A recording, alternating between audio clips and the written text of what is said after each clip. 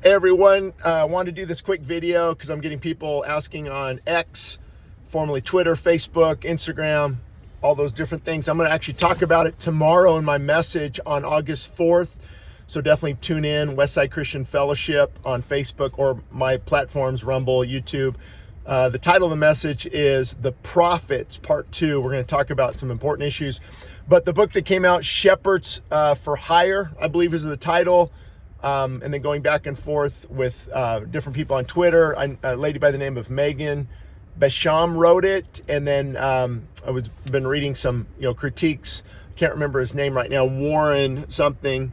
And so I'm only 30 pages into it, but I think it's important to put this out there because he critiques her lack of sourcing or following up with people. You should have checked this first.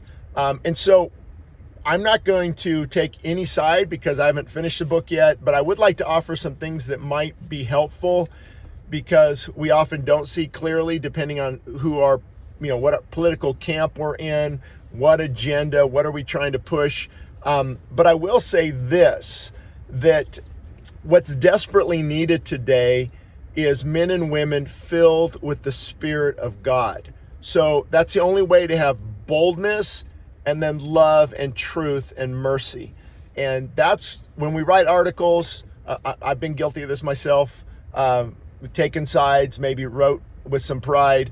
But if we don't have that, then you're going to get, books that are, off balance. You're going to get articles like Warren's that, maybe had some great points. I haven't had time to research it, but I also do take issue with some of his points, especially at the beginning. I was at the Turning Point USA conference. I spoke at it. Is there a push from a lot of people pushing, things to the right and then others pushing things to the left? I think we have to remember that at this point, we're not following a man, we're shaping a movement, whether it's whoever you want to put into political office. And that movement is a movement back to God. We need to get Supreme Court justices who fear God. We need to get policies that are God honoring.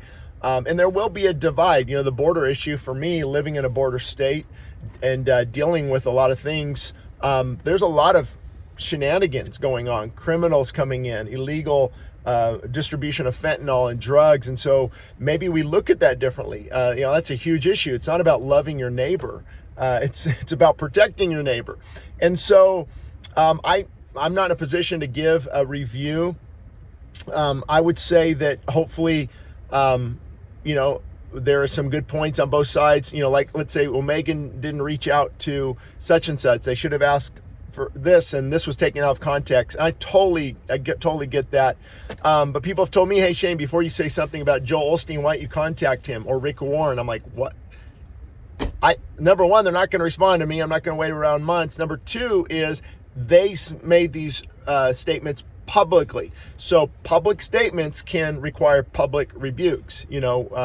We should be, we should not be excited about rebuking. And, can't wait till I get them. It should be, Lord, help me. I want to do it with the spirit of humility and gentleness. And so I'm going to go through the book and, come up to my own conclusions. But there is, without a shadow of a doubt, a huge push toward with George Soros funding. I've talked to some of my friends. I know 5 of the people on Trump's council, and you'd be amazed at what goes on the back end of things. So what Rick Warren was doing, what VeggieTales. I mean, I before even seeing this, I'm watching these guys over the last few years. I'm like, Christianity Today, Russell Moore. I'm like, what Bible are we reading? Where are they coming up with this stuff? So I think what happens is a lot of passion, a lot of truth. We see a lot of weak and woke pastors that need to wake up to what's going on. So I think that's why a book like Megan, what she wrote is so, the title is so compelling and calling out these things. However, if it wasn't done with the right type of journalism or cherry picking, then of course, that's why people are calling things out. But what amazes me is some of these people, that are supporting, let's say, Warren's article, slamming Megan's book. You have to look at their profile and like, oh, well, you got the LGBTQ flag up there.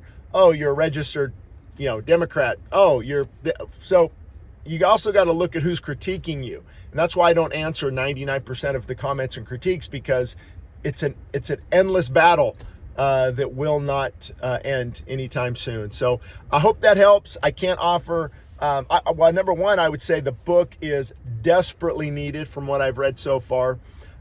Calling out certain people has to happen now. If it's not done in a spirit of gentleness and humility and love, we're not referencing certain things, and we're not contacting people first to, hey, let me hear your heart on this. Let me see where you're coming from. And and things are being taken out of context, and we're calling out people that we shouldn't call out, then yeah, that's not good. So I will hope there's a balance somewhere where we can write about shepherds for hire, weak and woke pastors, and do it biblically speaking, and calling people out that need to be called out. It's time, long overdue. So with that said, I don't have other comments. I haven't got past page 30, but I would be careful on just believing everything in any book, hook, line, and sinker. But I'd also, the critics also have an agenda as well, and so hopefully their agenda is pure, and time will tell. Let's see where this all goes.